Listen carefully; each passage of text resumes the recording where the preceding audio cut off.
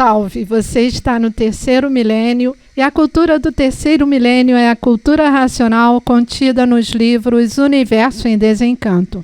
O tema de hoje será o guia em primeiro lugar, obedecer sem pestanejar, sem trocar alho por bugalho. Bira. Salve, salve todos, você que está aí prestigiando o programa Terceiro Milênio, você que gosta de cultura. Terceiro Milênio é um programa cultural feito para quem gosta da cultura racional do Terceiro Milênio. Muito obrigado pela sua participação, muito obrigado pela sua colaboração. O guia, em primeiro lugar, obedecer sem pestanejar, sem trocar alho por bugalho. O nome do tema, o guia, em primeiro lugar, obedecer sem pestanejar, sem trocar alho por bugalho, é a junção de duas grandes narrativas, uma mensagem do Racional Superior chamada O Guia em Primeiro Lugar, extraída dos manuscritos da Tenda Espírita Francisco de Assis, dos anos 40, usando uma linguagem espiritual para os médiuns de onde nasceu a cultura racional, mostrando a importância de não confundir protetores com o guia, citando o guia como sendo o líder, o mestre, o comandante maior, o supremo, ou seja, em linguagem atualizada dos livros Universo em Desencanto, se referindo ao racional superior e a ligação com o mundo racional, mostrando aos estudantes e frequentadores da época da Tenda Espírita Francisco de Assis como saber reconhecer, separar alho de bugalho, para não cair nas mãos dos habitantes do vácuo, tendo os que trilham no caminho racional obedecer sem pestanejar ao seu guia, ou seja, ao racional superior, mesmo que as ordens não sejam no momento compreendidas. Uma vez o mestre MJC disse para um amigo e estudante de cultura racional o seguinte: é melhor você obedecer sem entender do que entender e não obedecer. A outra narrativa que fala da diferença de alho por bugalho é de um vídeo de um amigo chamado Alexandre Frois, é um grande estudante de cultura racional. O vídeo está no YouTube, no canal chamado Alexandre Frois. No vídeo descrito, o Alexandre entrevista um grande estudante, colaborador, divulgador da cultura racional, chamado Paulo de Tarso. Eu o conheço como Paulinho Capoeira e é mais conhecido no meio racional como Paulo Natural.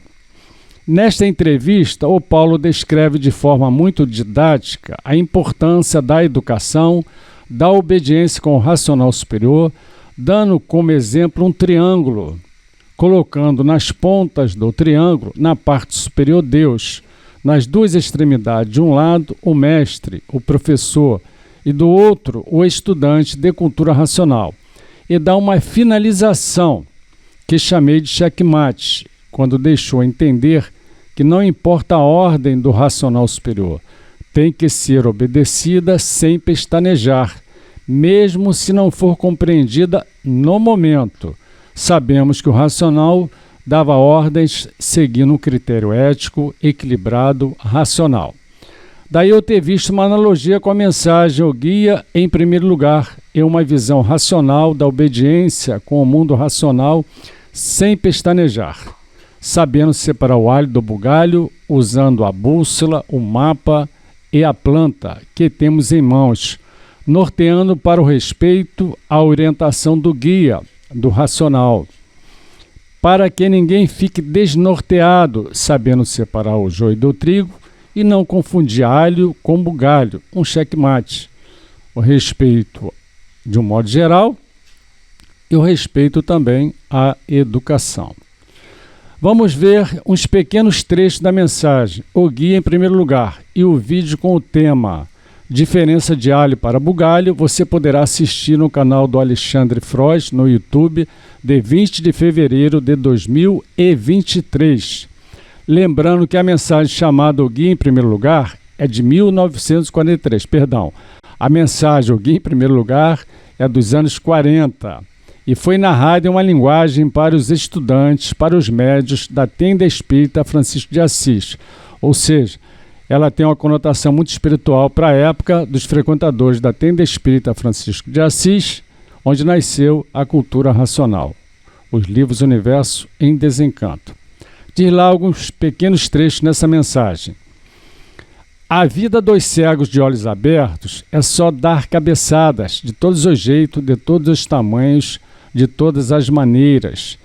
Vivem estes cegos de olhos abertos, sonhando na vida com as ilusões, e futurando, idealizando, traçando planos, como coisa que cegos de olhos abertos saibam o que pensam, o que dizem, o que fazem, o que projetam, esquecendo que são de uma natureza sem garantia, ou pensando que tudo que premeditam, pensem, saia certo. Cegos de olhos abertos devem sempre contar com o presente e não com o futuro. Sim, porque não sabem se anoitece e não amanhece, ou se amanhece e não anoitece. Esquecem que a vida não tem garantia, esquecem que tudo se transforma. Vê o presente, mas desconhece o desenrolar dos dias futuros, os acontecimentos bons ou maus. Por isso, trata-se cegos de olhos abertos, que vivem em penitência, expostos aí neste mundo, sujeitos a tudo quanto é de ruim, esquecendo que não tem garantias, mas dominados pelas ilusões, pela ilusão, e iludidos, fazem projetos, traçam planos na esperança disto, na esperança daquilo, como coisa que tudo desse certo. E assim vivem os penitentes, no mundo à mercê das fatalidades, das obras do acaso. Conhecem a vida prática, conhecem tudo isto e pensam diferente. Mas quem não conhece a vida prática é que pensa assim, como verdadeiros cegos de olhos abertos. E assim tem viventes que fazem até nojo ao modo de pensar. É que às vezes se julgam os mais certos e são os mais errados. O vivente que tem o seu guia é para se guiar pelo que o seu guia diz. Traça e manda sem pestanejar. Vamos por aqui, vamos por ali, e assim. É assim ou assim. Vamos marchando assim ou vamos por cá para sempre dar certinho. Mas tem viventes que têm a sua bússola em mãos e descuida, às vezes um pouquinho, e que este pouquinho sempre faz diferença. Qual é o dever de todos que obedece a quem os guia? É cumprir as ordens sem pestanejar. Estou aí cansado de dizer, leiam, repetindo sempre. Uns tantos costumam ler pouco e outros tantos coisa alguma. Isto já é uma falta grave para o vivente. A leitura é o essencial. Nela está o saber, e quem sabe vence, porque sabe como é que pode vencer. E quem não sabe como pode vencer, tem com quem possa vencer, que é ler diariamente. O que deve fazer é ler diariamente. E quem tem o seu guia não perde nem cai. E quem só tem protetores se perde e cai. Vou repetir isso aqui, ó.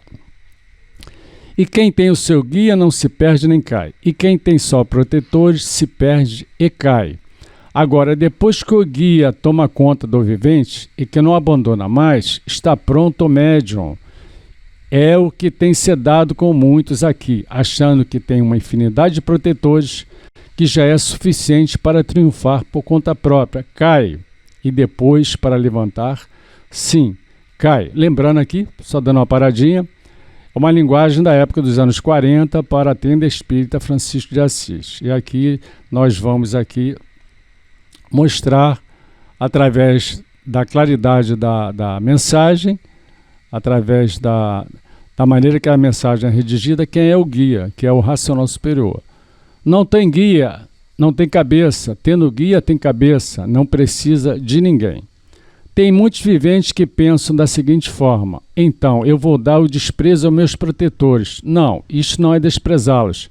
Quem tem o guia é o chefe de todos eles. É preciso que reconheça que o guia é o chefe geral. Estando com o chefe, está com todos. O vivente estando com seu guia é quanto basta.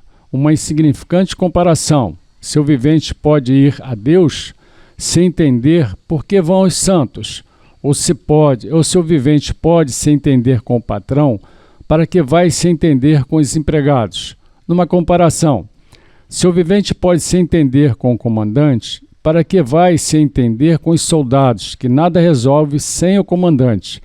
Se o vivente pode ir ao chefe da nação e resolver o seu caso, para que vai aos seus ministros. O que é um médium com seu guia da parte racional? É um sábio muito além, muito acima de qualquer sábio da terra. Está aí o guia, o racional superior, guiando todos de volta para o nosso mundo de origem, o mundo racional. Muito obrigado. Carlos? É verdade. O vídeo passado, 502, foi sobre a mensagem advertência, que é dos cadernos manuscritos da década de 40. E esta mensagem, o guia, em primeiro lugar, também faz parte dos cadernos manuscritos que foram ditados em Belford Roxo na década de 40. O mestre ficava na cabeceira de uma mesa e 2, 3, 4, até 5 pessoas, segundo eu ouvi, estavam sentadas, cada um com um caderno e um lápis. E ele apontava para um, ditava um parágrafo, apontava para o seguinte, ditava outro parágrafo. Aquele primeiro estava começando a escrever, apontava para outro, ditava outro parágrafo. E assim, quando ele terminava de ditar a sequência das pessoas que estavam copiando, voltava para o primeiro, ditar outro parágrafo, ele tinha recém-terminado de copiar o que tinha sido ditado para ele, e assim sucessivamente. Terminavam 2, 3, 4, até 5 lições, todas de uma vez. Lições diferentes, aí ganhava o título. Isso daí é história. Quem foi daquela época é que conta, né? E eu considero essas duas mensagens, a advertência e o guia em primeiro lugar, como duas pedras angulares para mim, duas lapidares dentro da cultura racional, no sentido de ponte de linguagens. Ponte de linguagem entre as obras-primas, que é pura místico-religiosa, e a linguagem da obra básica, que é que todos têm acesso desde o primeiro volume, década de 70, e mais, é ponte de linguagem do tempo do espiritismo, porque usa muito a palavra médium, protetores, etc., e a linguagem da fase racional, que é uma linguagem mais neutra. Ele fala de aparelho racional, todos são aparelhos racionais. Desde o primeiro volume ele está nos alfabetizando em termos de energia e psicologia das energias, né? Primeiro volume ele diz que o espiritismo verdadeiro é o conhecimento de si mesmo, e o conhecimento racional é para o conhecimento de si mesmo. Lá no histórico ele diz que o espiritismo verdadeiro só chegou agora no terceiro milênio para todos. Mas, como dizem os antigos do tempo do verdadeiro espiritismo, que ele diz que só quem conheceu o verdadeiro antes de 1935 eram poucos, né?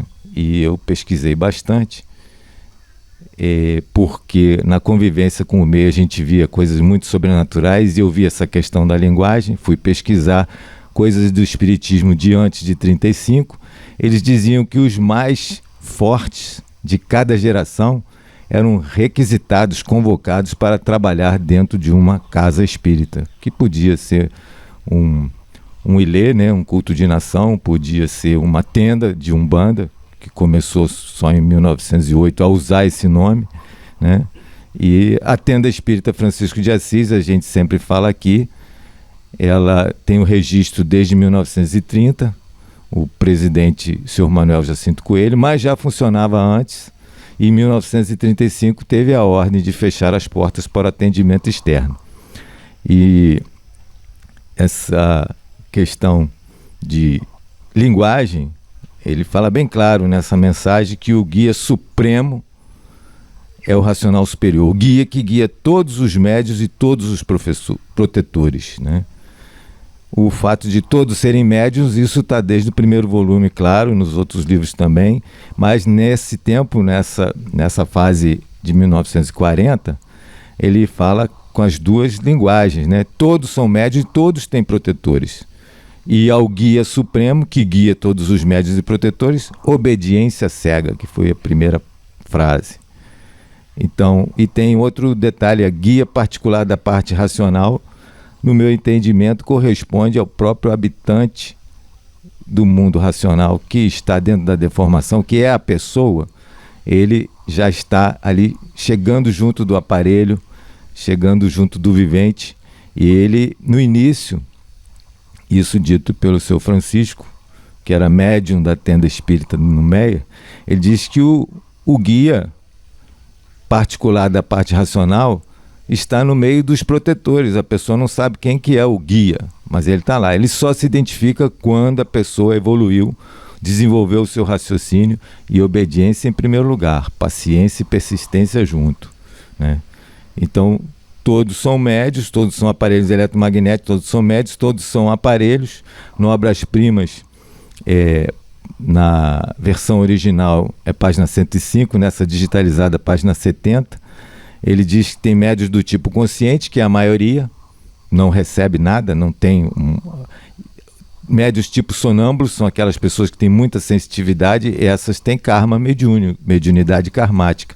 Elas vão ter que trabalhar com os protetores, fazer bem ao próximo, dar os recados daí de cima, para desenvolver o raciocínio. Mas esses médios do tipo sonâmbulo, a gente já citou em outras vezes, tem muita variação, né?